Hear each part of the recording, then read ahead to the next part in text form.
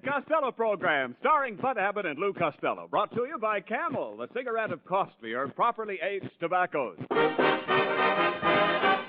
The Abbott and Costello program, with the music of Carl Hoff and his orchestra, our singing star Amy Arnell, and spotlighting that chunky, chubby little cherub who, when caught putting a football in his Uncle Artie Stebbins' pocket because he heard him say his grandfather was going to kick off, calmly said, I'm not bad!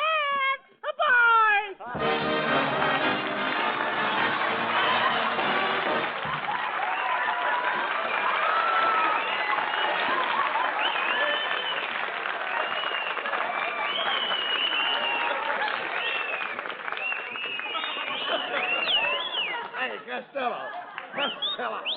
What's the idea of coming in here with those overalls and a straw hat? They're my gardening clothes, Abbott. What do you mean? I've been out working in the garden all morning, and I planted 2 acres of mashed potatoes. Now, wait a minute. How can you plant mashed potatoes? I use a hammer. I'll bet you're some gardener. What else did you plant? Well, I planted raw onions and then a row of radishes. And then I put some peas and another row of radishes. And then I got some lettuce and another row of radishes. Some more beans, another row of radishes. Wait a and some more peas and another row of radishes. Just a minute. Why did you put every other row radishes? I can't help it. Radishes always repeat on me. Well, forget about it. Let's drop the radishes. Come on, please. Let's drop the radishes. Let's get on. Well, it won't do any good. They'll only come right up again. Look, Costello, didn't you plant any tomatoes? Huh? I say, didn't you plant any tomatoes? Yeah, I planted a row of tomatoes, 1 inch apart. Costello, now that's too close together. It'll squeeze the tomato and into a funny shape. So what? What do you mean, so what? Did you ever see a short, fat tomato? Yeah, I danced with one last night at the Palladium. Talk sense, please. You talk sense, Costello. How's the dirt around your place, Lou? I don't know. I haven't heard any lately. No. I'm talking about the soil. What state is your soil in? The state of California, dope. No. I'm talking about the condition of the ground. How's the dirt? Oh, it's no good. It's full of worms. I'm trying to find out if you have any weeds. Huh? I'm trying to find out if you have any weeds on your Boy, farm. if I got weeds. I spent an hour this morning pulling on a big piece of devil grass. And I pulled, and I pulled, and I pulled. And what happened? Finally, the devil came up and said, "Look, Costello, when I want you, I'll send for you."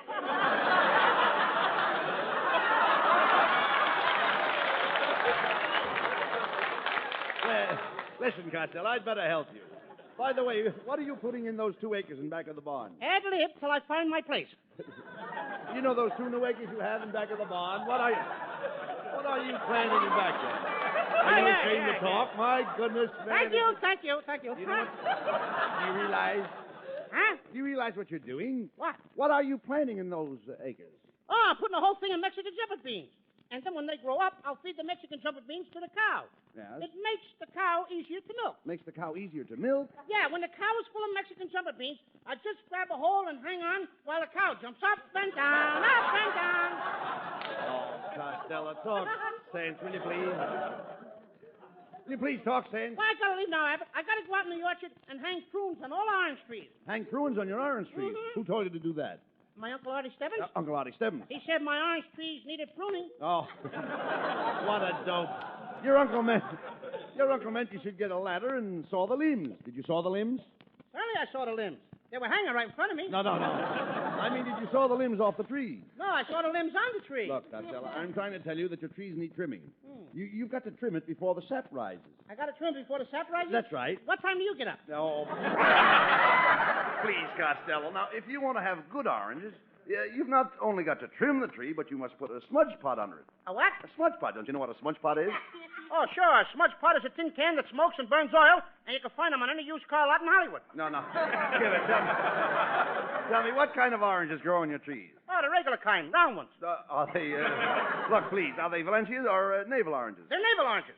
How do you know? I saw Sarah picking some. How can you be so stupid? You can tell the difference between oranges by the color of the juice. Did you ever squeeze one of your oranges? Yeah. Well, what came out? Milk?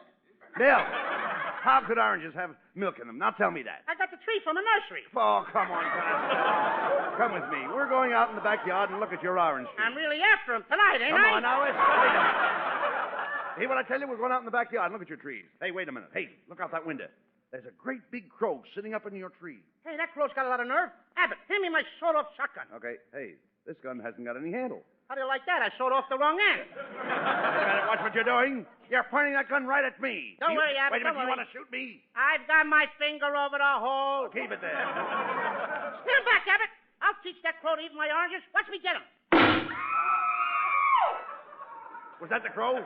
Yeah, that's the biggest old crow in this neighborhood. That's Mrs. Niles. That's terrible, Costello. Come on, let's see what happened. Uh-oh. Here she comes, Costello. There you are, you little fat assassin.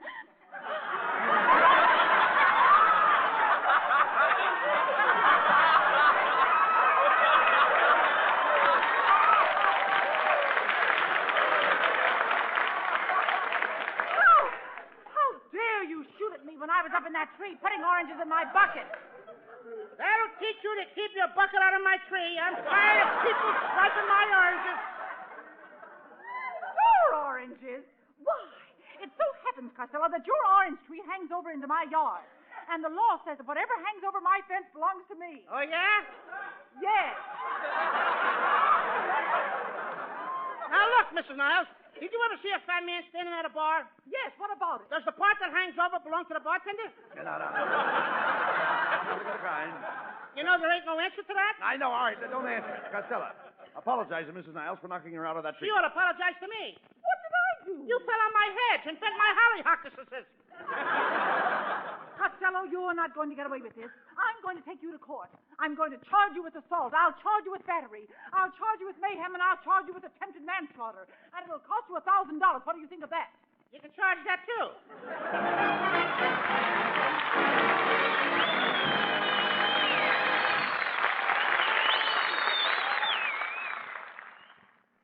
There were throat specialists and doctors who concentrate on the nervous system. There were diagnosticians and cardiologists and ophthalmologists. Doctors in each and every branch of medicine among the 113,000 doctors covered in a recent nationwide survey. It was a survey of cigarette preference. What cigarette do you smoke, doctor? Was the gist of the query made by 3 leading independent research organizations. And the brand most named was Camels. Camels. Rich, full-flavored, cool, and mild. Truly a superb blend of costlier tobaccos. Try Camels, then, on your own T-zone. That's T for taste and T for throat. A most critical laboratory for the testing of any cigarette. You, like so many doctors, may find that Camels suit your T-zone to a T. According to a recent nationwide survey, more doctors smoke Camels than any other cigarette. For Camel fans everywhere, Carl Hoff and the orchestra play Let It Snow, Let It Snow, Let It Snow.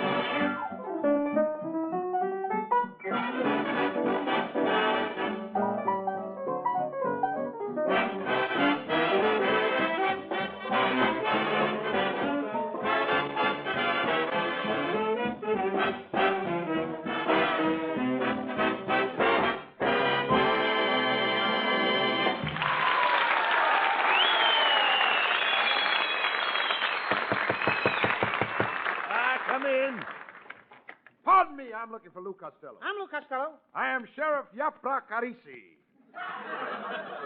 Mr. Costello, I'm here to serve you with a subpoena. Thanks. I don't care for some. Some what? Some peanuts. No, this subpoena is for assault. Oh, some salted peanuts. I still don't want none. Costello, this means that Mrs. Niles is going to press her suit against you. She can't press a suit against me, Abbott. I don't care for the lady. Young man, you can't refuse this subpoena. I'm an officer of the law. Oh, you're an officer of the law. That's right. Then you're a public servant. Yes, I am. Get me a glass of water. Take it easy, Lou. Look, you little peepsqueak. Don't get funny with me. See this scar? Yeah? Gunfight, 1941. You see this scar? Yeah? Vaccination, 1946. And boy, did that pick out. Young man, you forget that I'm a sheriff. How do I know you're the sheriff? Read what it says on this badge. Vote for Hoover. Darn it, I always wear the wrong one. Well, Costello, the subpoena says that you are to appear in court tomorrow morning at 10 o'clock to answer Mrs. Niles' charge. Now, what do you say? Abbott, I'm too young to go to jail. To think that I, a poor boy who has never been away from my mother's April strings, shall become a victim of foul circumstances, to be incarcerated behind cold gray walls like a common criminal, to be shunned by the people of society. Alas and alack, alack and alas. Do you really feel that way, Costello? No, but Universal Studios told me to ham it up tonight if I got a chance. All right, look. Stop talking like a dog. Please. This is serious, Lou. The first thing you've got to do is get out and get some character witnesses. That won't do no good, Abbott. You mean you have no witnesses? I ain't got no character. Oh, don't talk sense. Oh, we've got to get out and get some character witnesses. Come on.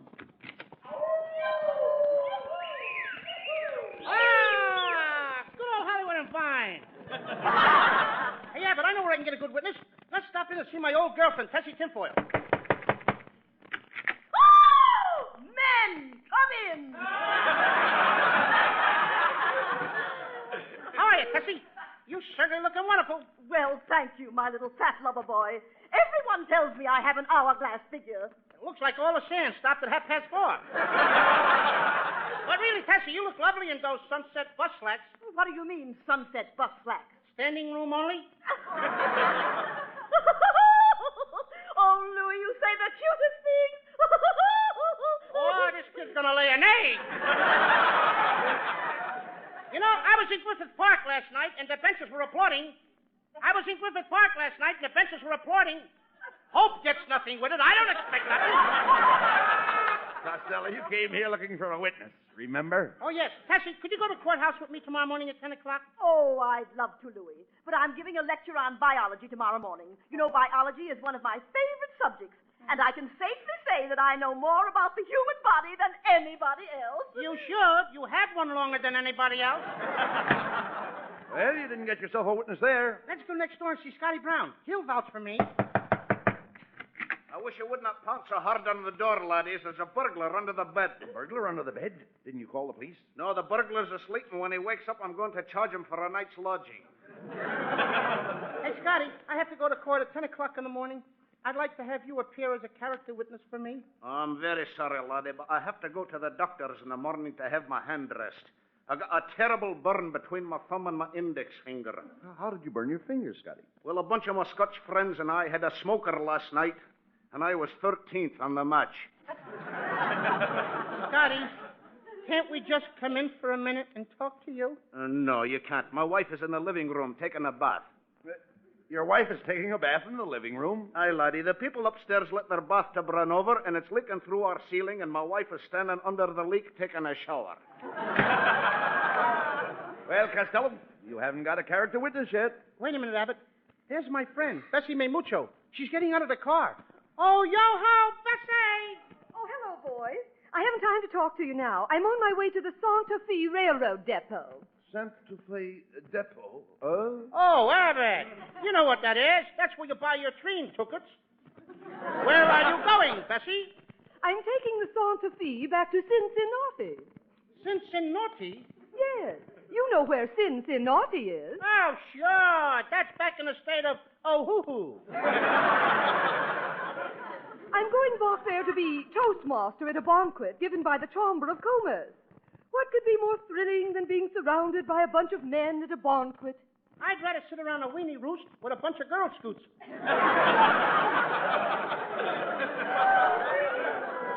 Well, I got to dash along now. The hustle of it to you. And an oyster and a kisser to you, too.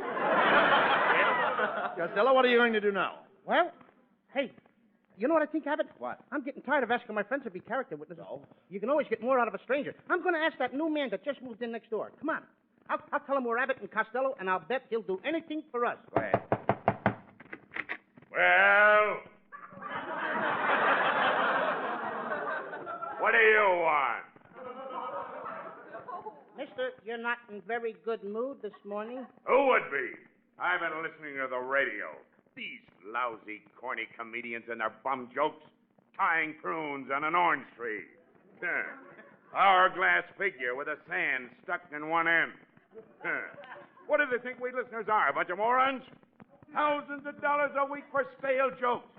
I'd just like to get my hands on one radio comedian. I'd throttle him. I'd tear him to bits. I'd break every bone in his body. I'd ram every one of those corny jokes down his throat. Well, who are you? John's other wife.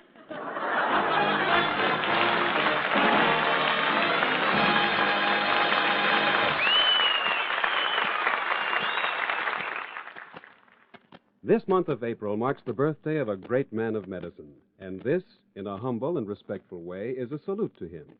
His name, Dr. William Henry Welch, pioneer in pathology, preventive medicine, public health, and sanitation. His researches are famous. His teaching and writings influence the entire medical thought of the country. So, this salute in his honor, and to every doctor before him and after him, whose lives and works are basic threads in the very fabric of civilization. The makers of Camels cannot help but be proud of the standing of this cigarette in the medical profession. The query, "What cigarette do you smoke, doctor?" was put to 113,000 doctors by 3 leading independent research organizations. The brand named most was Camel. According to a recent nationwide survey, more doctors smoke Camels than any other cigarette.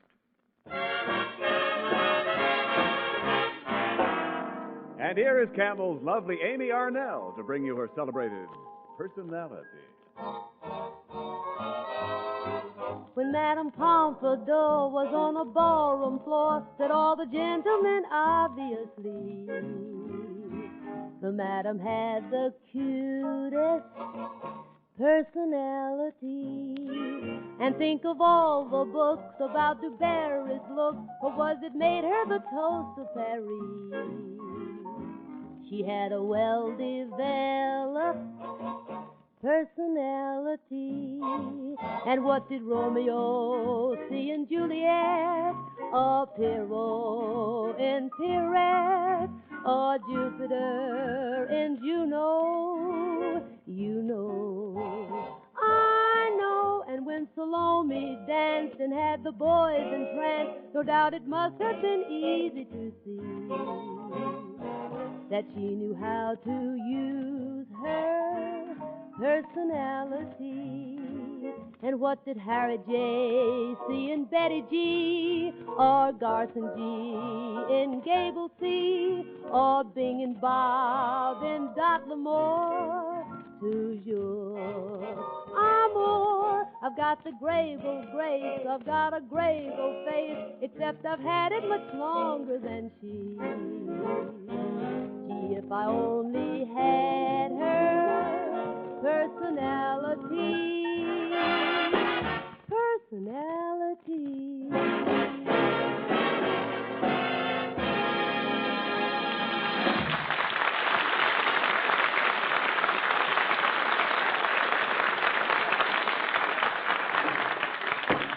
Order in the court.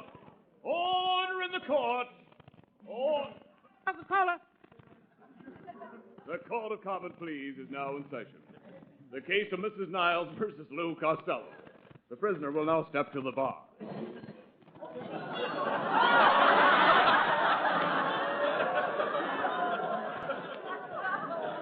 The prisoner is charged with perforating Mrs. Niles' bucket while she was filling it with oranges. Look, Mrs. Niles, why can't we drop this case? I didn't mean to shoot at you. Honest, I didn't. I wouldn't harm anybody. I was brought up always to be kind to everybody because I am a Boy Scout. You're a Boy Scout? What are those 2 stripes on your arm? I belong to the Skunk Patrol. Costello, you're not going to talk me out of pressing my suit. Bailiff, I demand that you swear in this defendant. Very well. The defendant, Lou Costello, raise your right hand and swear on this bar of soap. Swear in a bar of soap. What for? We want you to come clean. Hey, Abbott, they're getting ready to send me to jail. You got to do something. Don't worry, Costello. I've got you the greatest lawyer in town. Yes, and here I am, your old friend Melonhead. Costello, I'm a lawyer of the old school. Looks like the old school needs a new roof. Look. Now, don't you make remarks about my bald head, Costello. After all, I'm a good egg. That's the first egg I ever saw with a pair of ears. Hey, Abbott, I don't want this guy to defend me. Why not? I'd rather have my other uncle, J. Emanuel. He's the greatest and the cleverest lawyer in the country. Oh, yeah? Where did he study law? He went to Vassar for 4 years. You idiot. Vassar happens to be a girls' school. Well, that takes a smart guy to get away with that, don't it? Quiet, Costello. Here comes the judge. Everybody rise. Presenting His Honor, Judge Philpott Storecheese. All right, bailiff, bring in the case.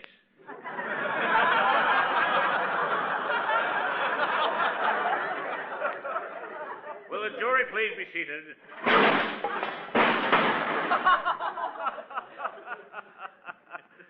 I always forget to put the seats in the jury box. Is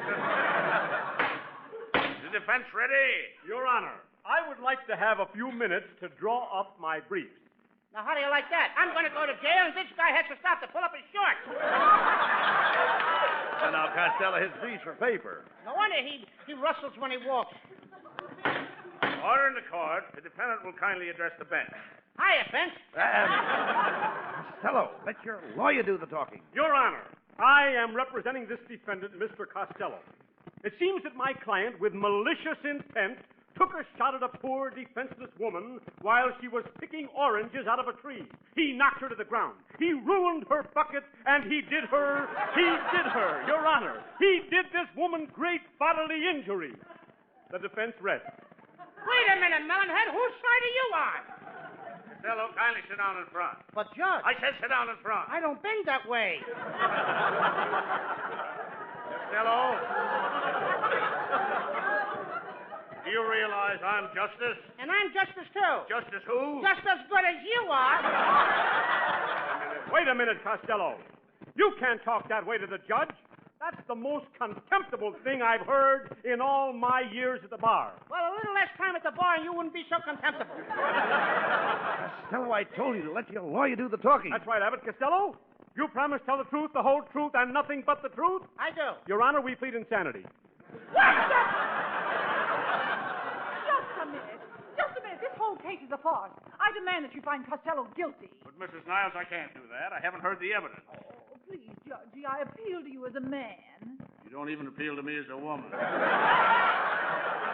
object! You object? What for? I haven't had a line in 2 pages. Well, stick around. Stick around and I'll give you a sentence. Costello. I'm telling you to keep quiet. You're only Your making Honor. things worse. Look, Your Honor, I'd like to plead my own case. I couldn't do anything wrong, really. I couldn't because I've always been very bashful and shy. I remember on my 12th birthday, my mother and my father they gave me a nice little dresser for my bedroom. I was so bashful, I kept the dresser turned to the wall. You kept the dresser turned to the wall? Why? I didn't want the drawers to show. Costello, I'll listen to your plea if you can produce a character witness. Okay. I'd like to present as a character witness a young girlfriend of mine, Miss Fifi LeBlanc. Here I am, Monsieur Costello. Come on over here and kiss your poor old father. I object. This young lady has nothing to present to this court. Are you kidding? Fifi, I knew your big brown eyes would get him. Fifi, will you kindly take a chair? No, let her sit up here on the bench with me. I'm lonesome. Now, Miss LeBlanc, kindly tell the court your full name. Mademoiselle Fifi H. Leblanc.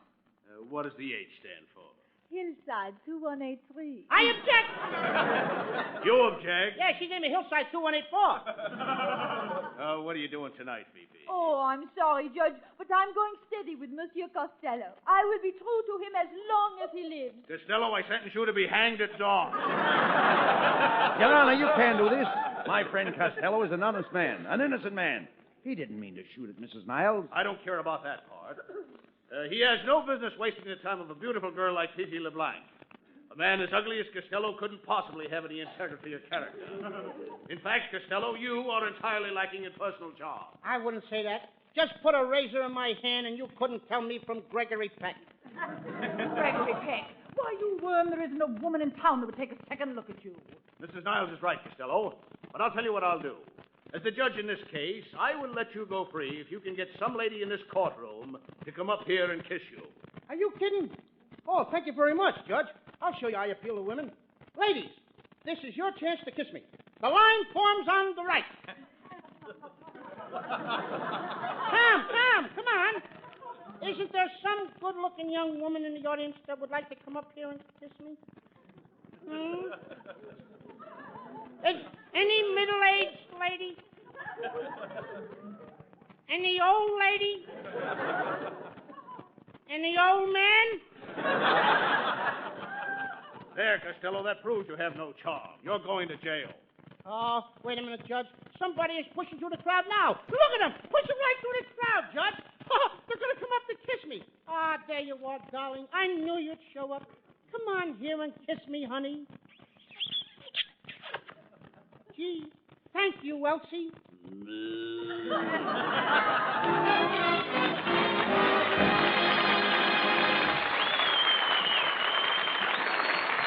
Abbott and Costello will be back for Camel Cigarettes in just a moment.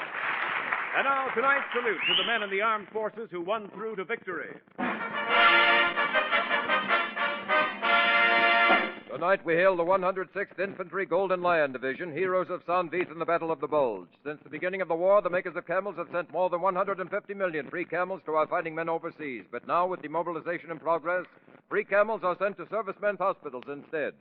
This week, the camels go to U.S. Army AAF Regional Hospital, Hamilton Field, California, U.S. Naval Hospital, Bremerton, Washington, U.S. Marine Hospital, Sheepshead Bay, Brooklyn, New York, Veterans Hospital, Perry Point, Maryland, Veterans Hospital, Chillicothe, Ohio. In your honor, men of the Golden Lion Division.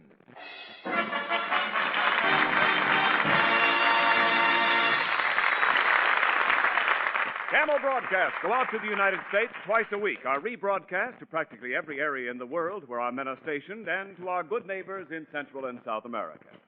And now here are Bud Abbott and Lou Costello with the final word. Well, Costello, you kept yourself out of jail by kissing a cow, didn't you? I knew I wouldn't go to jail, Abbott. I've never done anything wrong. Nothing at all. In fact, if the audience will just stay for an hour after the show, I'd like to tell you the story of my life. No, not that. Anything but that. Wait a minute. Hey, wait a minute. My life story happens to be very interesting. Oh, yeah? Well, tell me, Fatso, what did your mother and father say the day you were born? Why bring that up? That's what I thought they said. Good night, folks. Good night, everybody. Good night. Good night, everybody in town.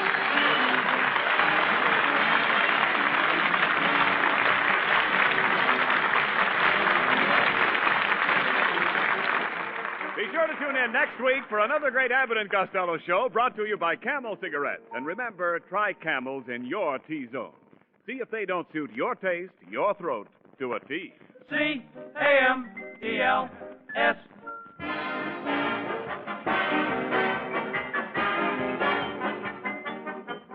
Why smoke a pipe? For pleasure, of course.